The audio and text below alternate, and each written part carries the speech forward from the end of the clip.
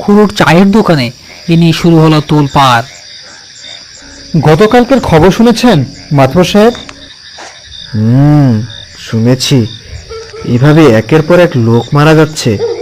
কোনো কোনো মরদেহ নদীতে ভাসমান অবস্থাও পাওয়া যাচ্ছে, আবার কোনো মরদেহ গাছেও ঝুলে থাকছে। আমার মনে হয় এ কাজ কালো ডাকাতি করেছে। প্রতিটা মরাদেহে কাটা ছেড়ে দাগ পাওয়া যাচ্ছে। মনে হয় কেউ দা দিয়ে কুপিয়ে মেরেছে। আমারও ঠিক তাই মনে হয়েছিল। এর আগেও বেশ কয়েকবার কালু হাতে নাতে ধরা পড়েছিল, কিন্তু প্রতিবার বেঁচে ফিরলেও এবার তাকে জ্যান্ত পুড়িয়ে মারব আমি। কোনোভাবেই তার রেহাই হবে না। আপনি ঠিকই বলেছেন কাকা। এই গ্রামে এমন কারো সাহস নেই যে জ্যান্ত মানুষ খুন করে ডাকাতি করবে। যদি ভূতেই মানুষ মারত তবে প্রতিটি লাশের গায়ে কাটা ছেঁড়ার দাগ থাকবে কেন? আমারও তাই মনে হয়। কালো ডাকাত ছাড়া এই কাজ কারো হতেই পারে না। বুঝবার আর বাকি নেই। হ্যাঁ রে ভূপেন, কাল ভোরবেলা উঠেই সবাইকে ডাকবি। এর একটা বিহিত করেই ছাড়বো। ওদিকে দোকানেই বসেছিল কাল্লু ডাকাতের এক সহকর্মী। সে সবার কথা শুনে আনমনে ভাবতে লাগলো, সরকার রেমাতবর সাহেব পুরাই মারার পরিকল্পনা করতেছে। না না, ব্যাপারটা সরকারে জানাইতে হইব। এই ভেবে একটু বোধ করে উঠে যাবে, অমনি মাতব্বর সাহেব ডেকে বললেন, কিরে পান্না, কোথায় যাবি? বস, একসাথে যাব। না মাতবর সাহেব, আমার একটু জরুরি কাজ আছে, আপনারা থাকেন, আমার দেরি হইতাছে। আচ্ছা যা। এরপর পান্না তড়িঘড়ি করে গিয়ে কাল্লু ডাকাতকে সব খুলে বলে। কাল্লু শুনেই উত্তেজিত হয়ে বলে, কি কইলি এটা তুই? মাতবর সাহেব আমারে আগুনো জ্যান্ত পূজা মারবো? এত বড় সাহস, এত বড় সাহস মাতবর সাহেবের? ওই পান্না, কই তুই? জি সর্দার। লাঠি চুরি ন, আজ ওই মাতবর সাহেবের ওপারে পাঠাইয়া দিব। চল।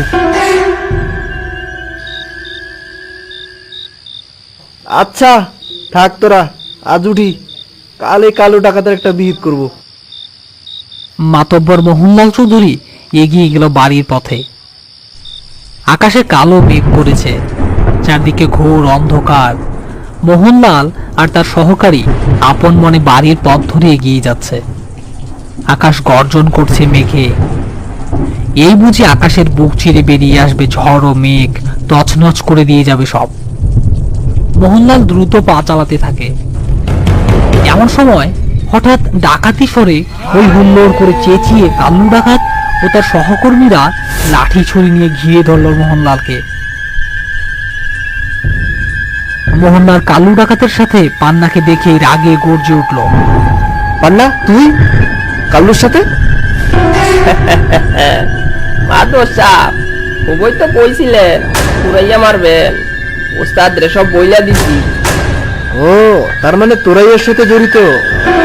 মাতবর সাহেব, ও মাতবর সাহেব, আমারে তাহলে চিনতে পারছেন? কি চাস তুই? আপনার কাছে আমার আর কি চাওয়ার আছে, একটু পরেই বুঝবেন। কি বলছিস এসব? কিছু চাই না আমি, শুধু আপনারে চাই। মানে? কেন মনে নাই? বলছিলেন না কাল্লু ডাকাতের জ্যান্ত পুইরা মারবেন? এই কাল্লু ডাকাতের পিছে লাগা মোটেও ভালো কাজ না। পান্না, মাটান।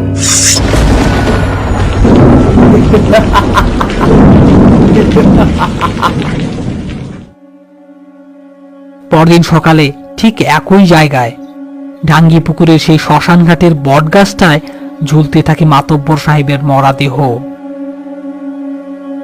পুরো গ্রাম জুড়ে মানুষের মধ্যে ছড়িয়ে পড়ে আতঙ্ক। যে রাতেই এই পথ ধরে কোনো মানুষ গিয়েছে সেই লাশ হয়ে ফিরেছে। এই ঘটনার পর থেকে গ্রামের মানুষ রাতের বেলায় পথ ধরে চলাচল প্রায় বন্ধ করে দেয়।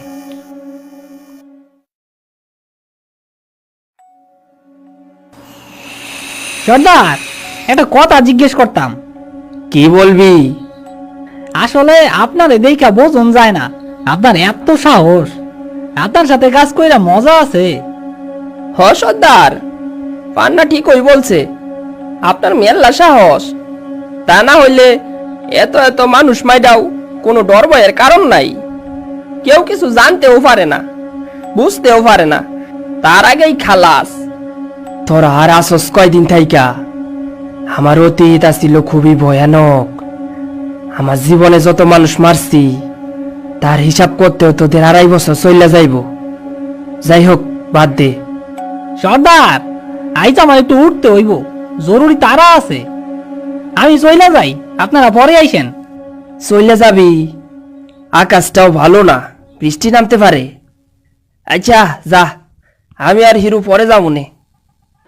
এই বলে পান্না বাড়ি যাওয়ার জন্য রওনা করলো। কিছুক্ষণের মধ্যেই পান্নার জোরে চিৎকার আর আর্তনাদের শব্দ ভেসে আসলো। সর্দার, বাঁচান আমারে! সর্দার, হিরু, বাঁচান আমারে! সর্দার! এই হিরু, এটা ফান্নার শব্দ না? ও সর্দার, চল চল যাইয়া দেখি। কালু ডাকাত পান্নার চিৎকারের শব্দ শুনে তাড়াহুড়ো করে ছুটে যায়।